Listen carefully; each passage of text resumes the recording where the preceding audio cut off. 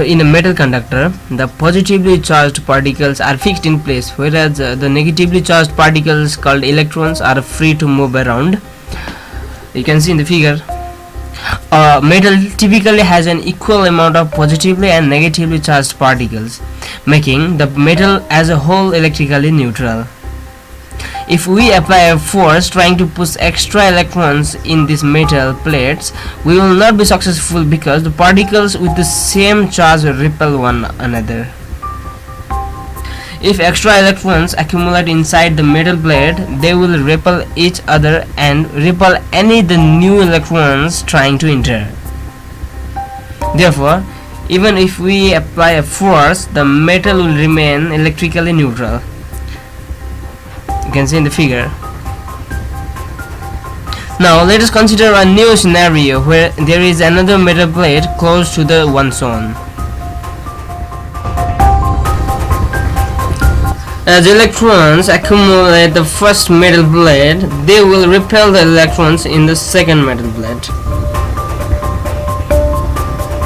The positively charged particles left behind in the second plate will exert an attractive force on the negatively charged particles in the first metal plate.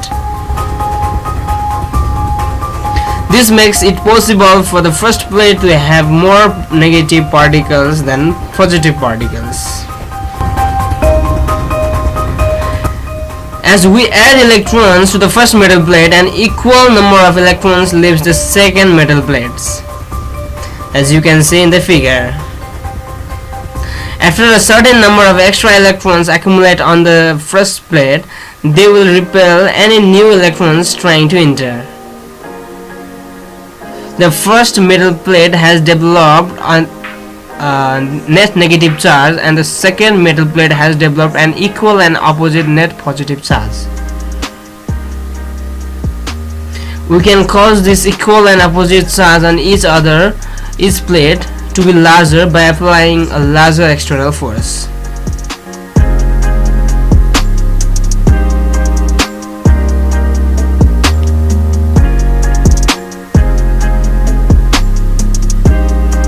If we remove the external force we are applying, the extra electrons in the first metal plate will continue to repel one another.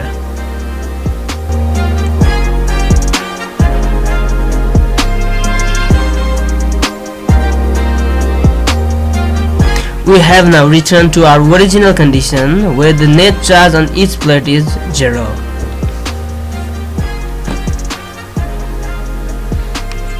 The two metal plates are what we call a capacitor. As you can see in the figure. You can note that a voltage is shown upside down in this video because the blue arrows will show electrons flow. It's the blue arrow is showing the flow of electrons.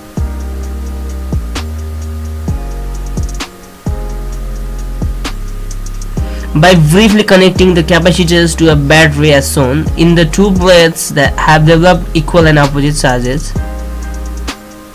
If we then connect the capacitor across the light bulb, all the extra electrons in the negatively charged plate will move to the positively charged plate through the light bulb.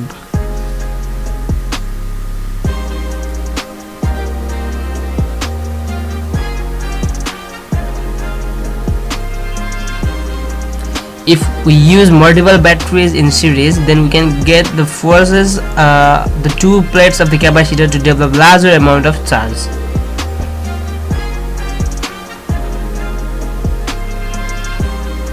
When the capacitor is charged, its voltage will be the sum of the voltage of all the batteries, since they are connected in the series connection. Charging the capacitor to a higher voltage will cause the light bulb to stay on longer when the capacitor discharges. Now suppose that we increase the areas of two metal plates, that is, larger metal plates are used.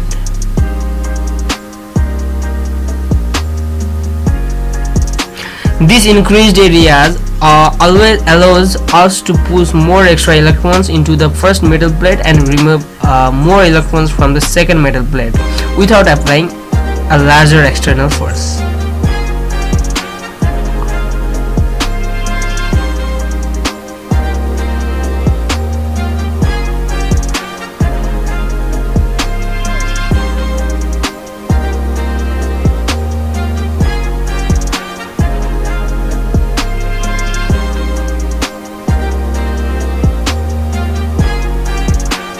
When a larger capacitor is connected to our battery, it will take a longer for the capacitor to charge the voltage of the battery.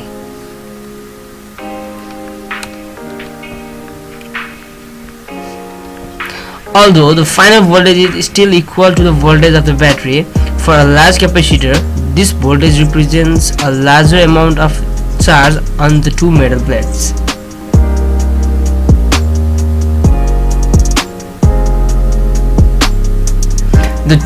The larger capacitor will take longer to discharge through the light bulb, thereby allowing the light bulb to stay on longer.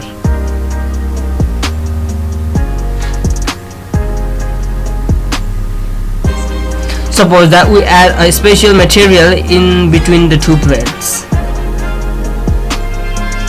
This material does not allow any particles to flow through it, but it contains molecules that change the orientation based on the charges of two plates.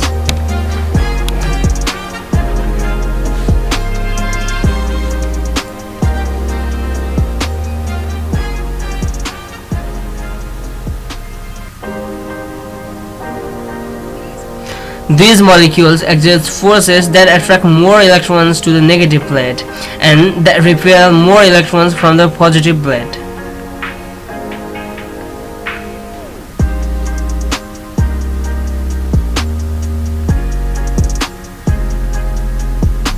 The presence of this material has the exact same effect as does increasing the areas of two metal plates.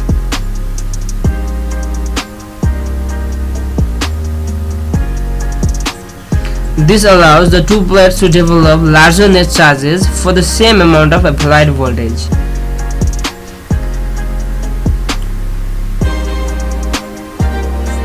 We say when we increase the capacitance of the capacitor,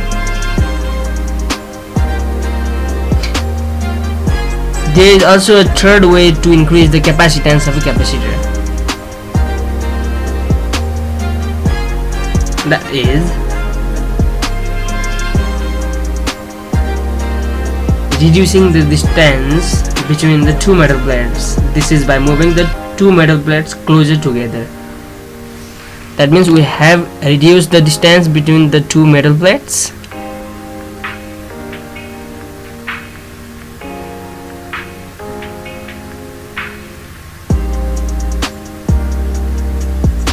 Because the two plates are now closer together, they exert greater forces on each other's electrons. This attracts more electrons to the negative plate and repel more electrons from the positive plate, allowing the two metal plates to develop larger net charges for the same amount of applied voltage.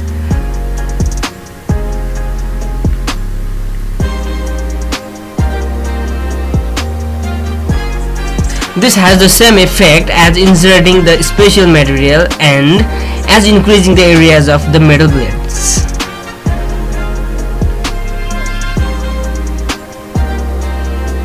To create the largest capacitance possible, we want to make the areas of the plates as larger as possible. Insert the special material in between the plates and move these plates as close together as possible. The larger the capacitance, the more energy will be stored for the same amount of voltage.